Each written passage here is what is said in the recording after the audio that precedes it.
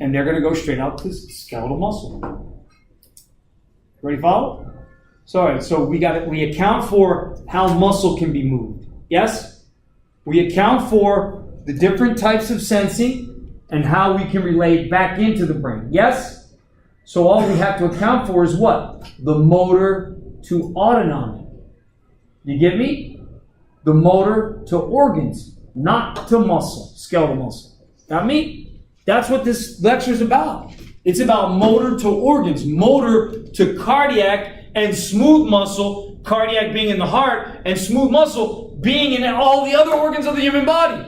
Blood vessels, GI, lung, smooth muscle. Glands, smooth muscle. Erector pili of the skin, smooth muscle. Everybody see that? Autonomic only does cardiac and smooth, guys. It does everything else that the body has that's involved with organs. Nothing more. Okay? And skin is an organ. What is one of the involuntary responses that we have on our skin? Sweating. I can't control when I sweat. What else? Goosebumps. Goosebumps. You can't control when you get chicken skin. Right? When do you get chicken skin? When you're cold, right? Or when someone's kissing the nape of your neck, right? In other places, we're not going to go there. Okay? When do you start sweating? Well, It's hot. when it's hot, right? And we're not going to go there either, right? Okay? The point is, you notice something. When you're cold, you do one thing. When you're hot, you do another. So autonomic is involved with what? Maintenance of your body temperature. Your core body temperature. So when you're too hot, you're going to what? Sweat. And when you're too cold, you're going to what? Shiver. You're going to shiver, and you're going to fold your skin up and down so you can absorb more heat from the environment. Make sense? Makes sense, doesn't it? Autonomic. You can't think about that. Hold on. You know what? I'm really cold right now. Let me see if I can fold my skin and warm myself up. Let me see if I can shiver. That's not shivering, is it? You know when you're cold and you start shivering. Because your jaw is like, go ahead, let it go. Right? The other day the first day it got cold, and I was walking outside and in the early morning hour with my doggy, you know, and my jaw was like, go ahead, let me go, man. Let me go. And your jaw will just do its own. That's another example of somatic motor that we control, what? Being overridden by the brain to become autonomic. So when you start shivering and your teeth chatter, it's not because you got smooth muscle here. No, it's because the brain is overriding what muscle, what nerve is responsible for initiating the muscles of mastication. Cranial nerve 5. See how easy that was? So you know cranial nerve 5 stimulates muscle mastication. So is cranial nerve 5 autonomic? No. Did you see me write cranial nerve 5 in here as carrying autonomic fibers? No. So then that means what? Only one other option. I override it. The brain overrides it.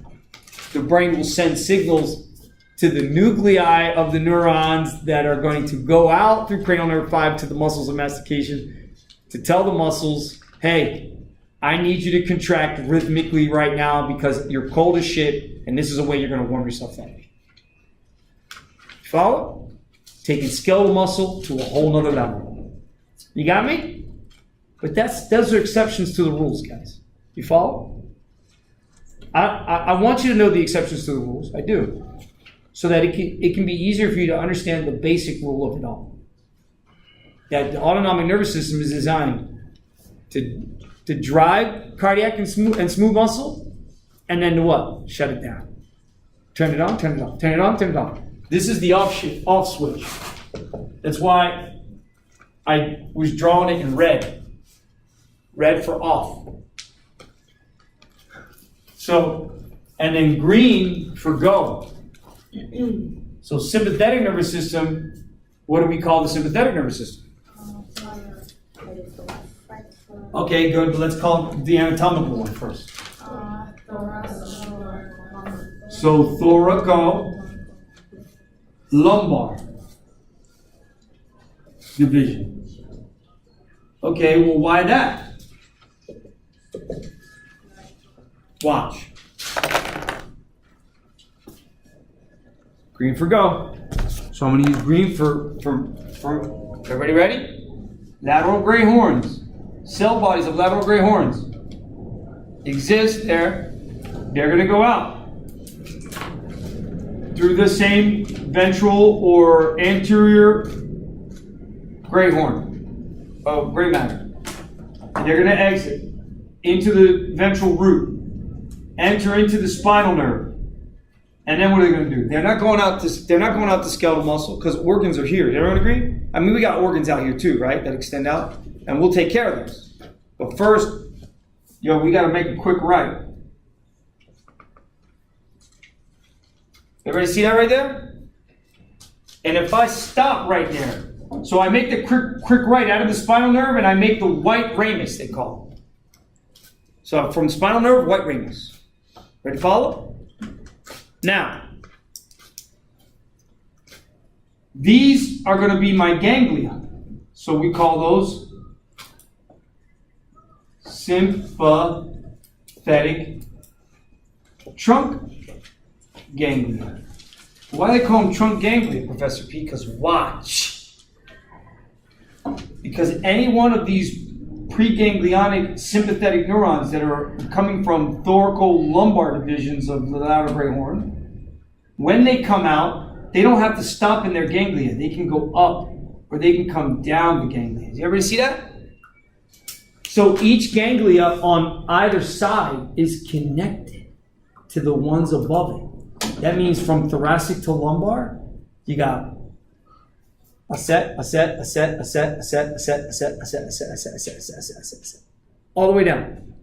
Now I can tell you that this is true because I have found this on the bodies of humans.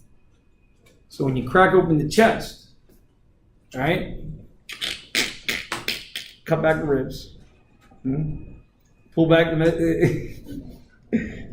lining of the lining of the rib cage itself, and then you see the heart, the mediastinum, you see the lungs. You remove the lungs, you remove the heart, remove the trachea. You empty out the cavity altogether.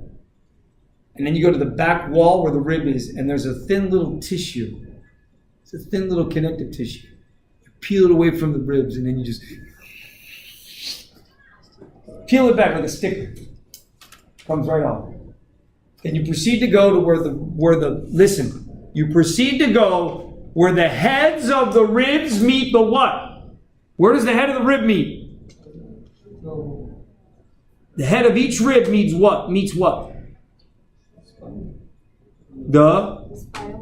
Not the spinal cord, the vertebral body. Yes? The vertebral body, right? Remember? I got my vertebral body. I got my lamina, my transverse process. Sorry, my pedicles, my transverse process, and my spinous process. Pedicles, transverse process, lamina, and spinous process. That's a vertebra. But in the ribs, the head of the rib connects here. There's the neck. There's the tubercle of the rib. There's the rib itself. Everyone agree? I only have what? 12 ribs, don't I? So sure enough, the sympathetic trunk ganglia are sitting between the heads of the ribs as they articulate with the vertebra. So for you to get to them, you have to, again, peel away that connective tissue off the back wall and take a little bit of paper towel and then sponge into the fat between the heads of the ribs and the vertebral bodies. And sure enough, I'm going to show you because we have a model next door. Let me bring this model. I'll be right back.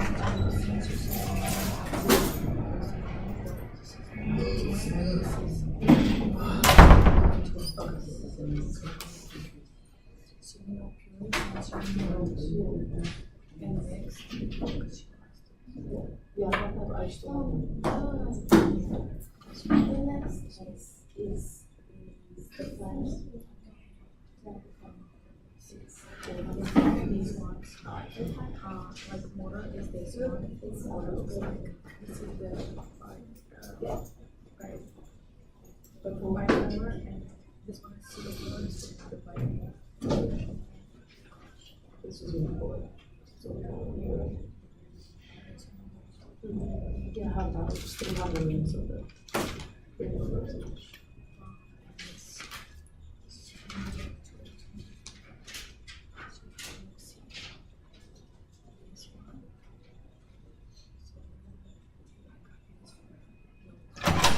All right, so guys, look. So this is, see, that's the spinal cord segment. And that's at the end of the cervical. So, because that's C7 vertebra. So this is a transition from C8 cervical spinal cord segment to T1. So sure enough, number 37 that's labeled on this model. Number 37 that's labeled on this model right here. You can see what it's asking you to identify is the lateral gray horn. And that's how I know I'm in thoracal. Because we said cervical doesn't have lateral gray horns. You got me, guys? So even though this is C7 vertebra, this is T1. This is T1 spinal cord segment. And there you have it. Lateral gray horn, and anterior gray horn, posterior gray horn, anterior, posterior commissure, central canal. Everybody see it right there? And so the neurons that sit here, that exit, guys, they're going to the cardiac muscle. Now watch.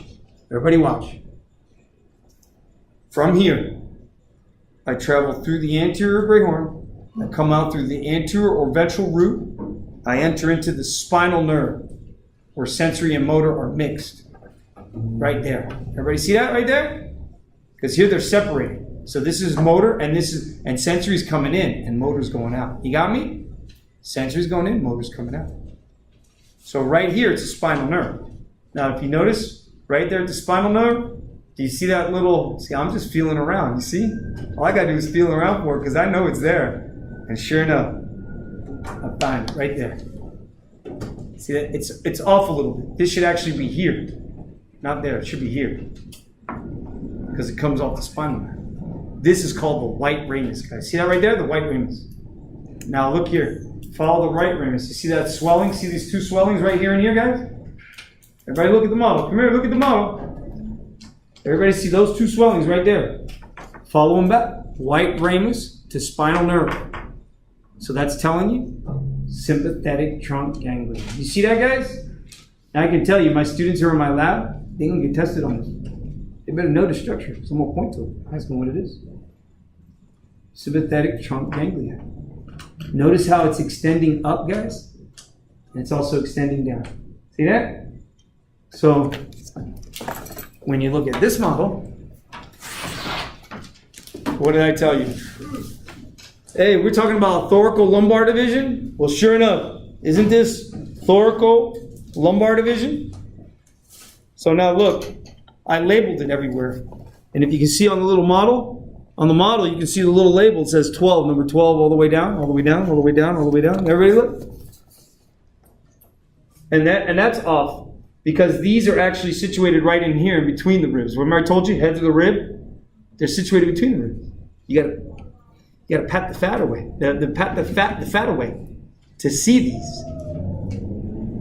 And sure enough, you know what they have? Not only are they connected straight up and down, they have wires coming out of them. They have neurons coming out of them. To go to what? To the organs. You understand, guys? Because remember, we can't stop there. We got to go to organs. Yes? So sure enough. So all that is sympathetic trunk ganglion. So sure enough, remember I told you we need two neurons. A preganglionic and a post. Well, where's my postganglionic, Professor P? You only showed me pre's here. Oh, because it's the postganglionics. Now I'll use a different green for the postganglionic and sympathetics. Slightly different green. They're going to exit. They're going to go to the organ. See the difference, guys? Sympathetic postganglionics, their cell bodies lie not within the organ, but within their own little structures called ganglia, sympathetic trunk ganglia. And then that postganglionic, the axon of that postganglionic neuron is going to go out to the organ. It's not like the postganglionics of parasympathetics. The postganglionic parasympathetics, they're in the wall of the organ. Remember? I said that earlier. These aren't in the wall of the organ. They're going to the wall of the organ. But their cell bodies they're outside the organ. Do you hear me? They're outside the organ. What winds up being that because there's so many organs, then we have a couple different scenarios here. Follow? And we said, well, wait a minute. Don't I have sweat glands on my head and my neck? Yeah, that's the first place you start to sweat, isn't it? And then it what? Creeps its way down. And you keep sweating and it creeps its way down. And it creeps its way down. This is where in 2086 we talk about this. Women, you guys short of UTIs, right? You guys are at risk for UTIs because you have a shorter urethra. If you exercise regularly and you're using underwear that's not cotton lined, all right, you know the underwear that makes you feel sexy, right? But it doesn't protect you because the nylon underwears that don't have the cotton padding on the inside, the inner lining, when you sweat, then it's just going to get rubbed up all up in there. And sure enough, where's it going as it's coming down? Right through the valley of the, right? Right through that valley, and it's going to pick up all that bacteria. And then the nylon panty, instead of being a cotton lined panty, it'll absorb up that sweat and beat that sweat away from the body. Then it's just going to get mixed up in there. So believe it or not, what you wear will increase your risk, or what you're not wearing will increase your risk for UTIs. And ladies, you have to be aware of this. Not only as for yourself, but as a healthcare worker for other women as well. Okay, it's not the same issue with males because the urethra is much longer. Now,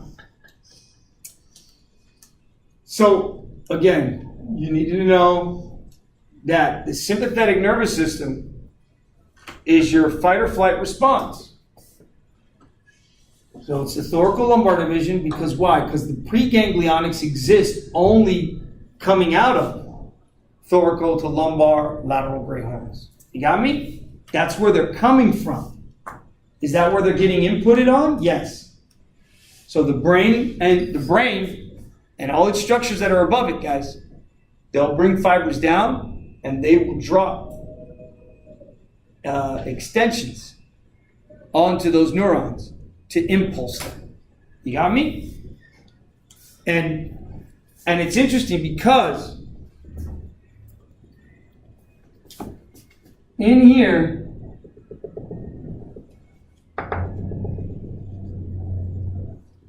there's this thing called the reticular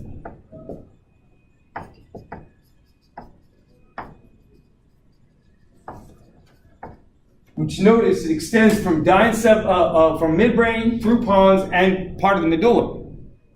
Well, guys, the reticular formation, that is what's driving both parasympathetic and sympathetic systems.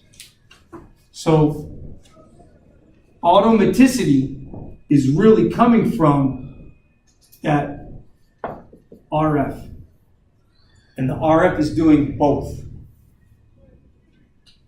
So it's the reticular formation, which are our series of structures that are kind of found in the different areas of the brainstem that are going to travel down and input onto these neurons that exist in the lateral gray horns of the thoracic, lumbar, and sacral spinal cord segments. Guys, you understand? So they're in here hidden, and their neurons are going to come down through, and then they're going to come and they're going to drop off. Connections. And that's how they're going to signal to these cells. These cells then have to signal to a secondary cell. For parasympathetics, the secondary cell lies within the wall of the organ. For sympathetic, the secondary cell is not in the wall of the organ. It's going to extend to the wall of the organ, but its cell body lies outside of the wall of the organ, unlike the parasympathetics. Okay? So guys, what would we call this neuron if it's before the ganglia? Preganglionic sympathetic neuron. Everybody got me? So this guy would be identified as preganglionic sympathetic neuron. Sure enough, that preganglionic sympathetic neuron produces ACH, acetylcholine. It releases acetylcholine in there as its neurotransmitter. But then what would we call this guy right there? The post-ganglionic sympathetic neuron. But sure enough, it does not produce ACH, the postganglionic. It produces norepinephrine and epinephrine. And norepinephrine and epinephrine through their receptors on the organ, guys, is what's going to increase the heart rate. It's going to increase contractility. It's going to cause constriction of the blood vessels. And it's going to dilate the airway. Why do I want to dilate the airway and constrict the blood vessels and increase my heart's capacity to contract and beat? Because what do we say? Thoracolumbar sympathetic nervous system is also referred to as fight or flight. And so that would make sense that, hey, if I'm in fight or flight, I want to increase my heart rate and the strength of contractility. So I want to increase heart rate and contractility, HR and contractility. Then separately, I want to cause an increase in blood pressure via vasoconstriction. What that does is it reduces volume of blood flowing through the tube, but it speeds it up. Why do I want to speed it up? Because the sooner I get it there, the better. It's all about concentration dependency. Who gives a shit about the volume? If I can get it there quicker, then I can compensate for the decrease in volume. I need oxygen, and I need glucose, and I need it now. Get it to me now. You understand, guys? Does that make sense? It does, doesn't it? It's a fight or flight response. That's what we're in. So we're going to increase heart rate and contractility in the heart. We're going to increase blood pressure via vasoconstriction. That's of the cardiovascular system.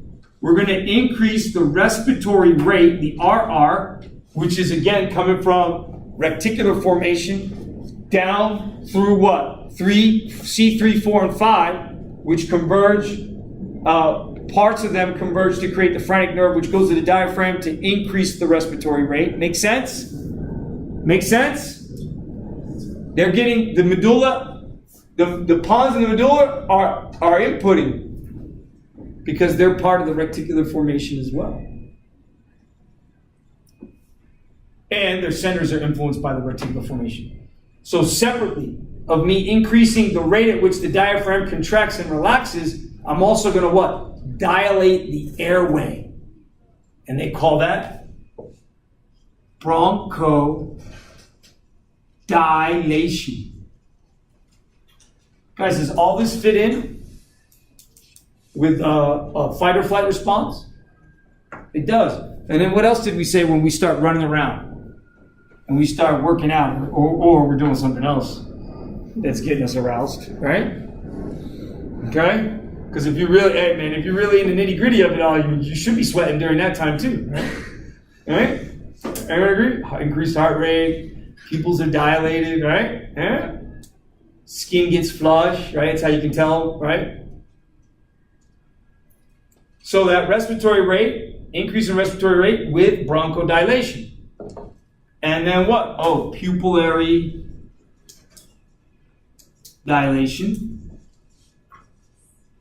Right? And then we're going to get this flushing response, aren't we? Skin gets flushed, everything gets flushed. When you start working out, man, blood starts flowing. Your color changes. Your face, the color of your body changes because you got blood flowing. All right? Same thing again in orgasm, isn't it? Yeah? Orgasm? Yeah, you can tell if someone fakes.